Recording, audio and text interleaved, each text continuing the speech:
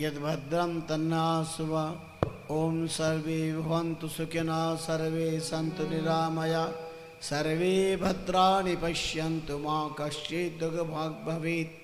ओम शांति शांति शांति। बोलिए सच्चिदानंद भगवान की। बोला स्वामी जी श्री रामचरण जी महाराज। सत्य सनातन धर्म की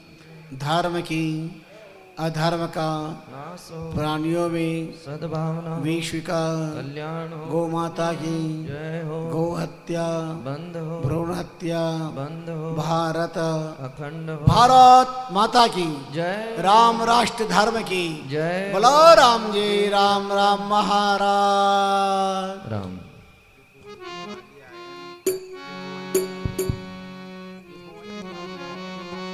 हाँ क्या नाम है? हाँ भाई त्रिभुवन जी नासिक वाले त्रिभुवन जी कालिया बरसनी के हैं। आ जाइए, स्वागत है आपका चतुर्मा सेवा समिति के द्वारा।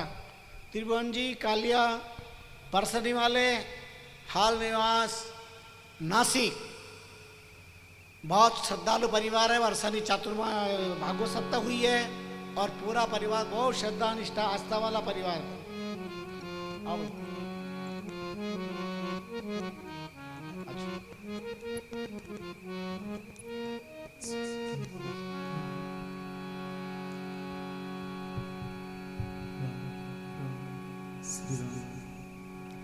राम। सुख का सागर राम है, दुख का भंजन हार। राम चरण तजिए नहीं, भजिए बारंबार। चार भुजा की पावन धरती पर पूज्य आचार्य श्री जी का आशीर्वाद लेने दूर दूर से हरिभक्त पधार रहे हैं और पावन आशीर्वाद को ग्रहण कर रहे हैं। तो निरंतर आशीर्वाद कृपा हम अपने जीवन में लेते रहें, प्राप्त करते रहें और उसके लिए भक्तों का भाव। सतगुरु सामाने प्रेम प्यालो पायो जी, सतगुरु सामाने प्रेम प्यालो पायो जी। माने कर मनवार पिलायो जी, मान कर मनवार पिलायो जी।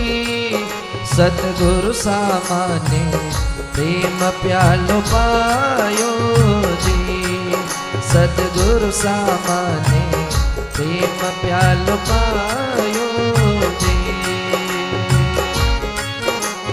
ताली बजाते हुए सभी प्रेम से। असंक जुगारो सुतो मारो हंसलो, असंक जुगारो सुतो मारो हंसलो। तुम्हाने सुतोड़ाने आय जगाया रे, मन सुतोड़ाने आय जगायो रे। सतगुरु सामाने प्रेम प्यालो पायो रे, सतगुरु सामाने प्रेम प्यालो पायो रे। माने कर मनवार पिलायो रे, माने कर मनवार पिलायो रे। सतगुरु सामाने प्रेम प्यालो पायो रे, सतगुरु सामाने प्रेम प्यालो पायो रे।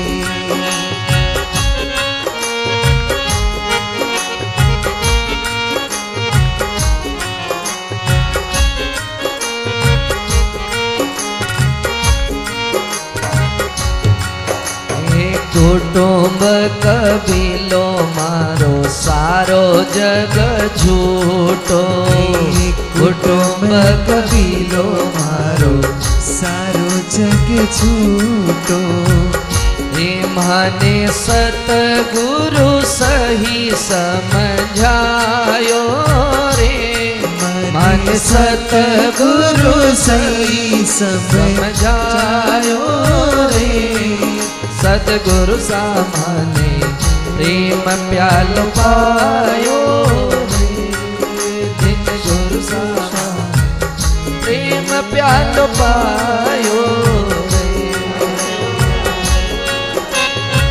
ताली सेवा करते हे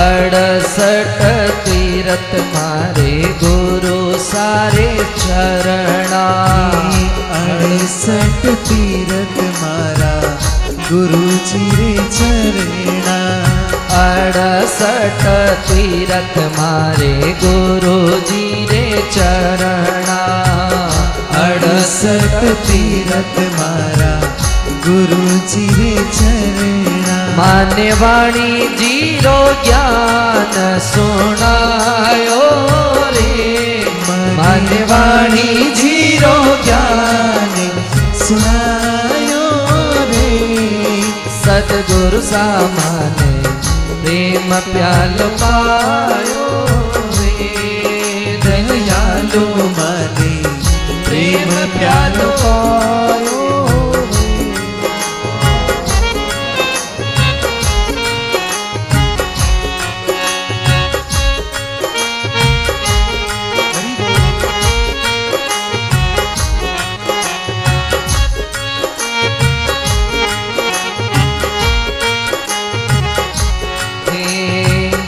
आओ नहीं जाओ मैं मरो नहीं जन्मो आओ नहीं जाओ मैं तो मरूं नहीं जन्मो आओ नहीं जाओ मैं मरो नहीं जन्मो रे आओ नहीं जाओ मैं मरूं नहीं जन्मो रे माने अमरापुर रो मार्गियो बतायो रे माने अमरापुर रो मार्गियो बतायो रे सदगुरु सामाने प्रेम प्यालो पायो रे सतगुरु सामाने प्रेम प्यालो पायो रे दयालु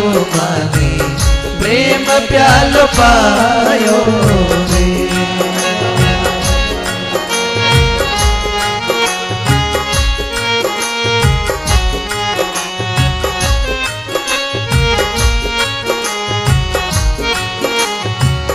कहत कबीर सुनो भाई साधो कहत कबीर सुनो भाई साधो मैं तो सतगुरु जी रे चरणा आयो रे मैं तो सतगुरु जी रे चरणा आयो रे सतगुरु सामाने प्रेम प्यालो पायो रे दयालु माने प्रेम प्यालो पायो रे माने कर मनवार पिलायो रे माने कर मनवार पिलायो रे सतगुरु सामाने प्रेम प्यालो पायो रे दयालु माने प्रेम प्यालो पायो रे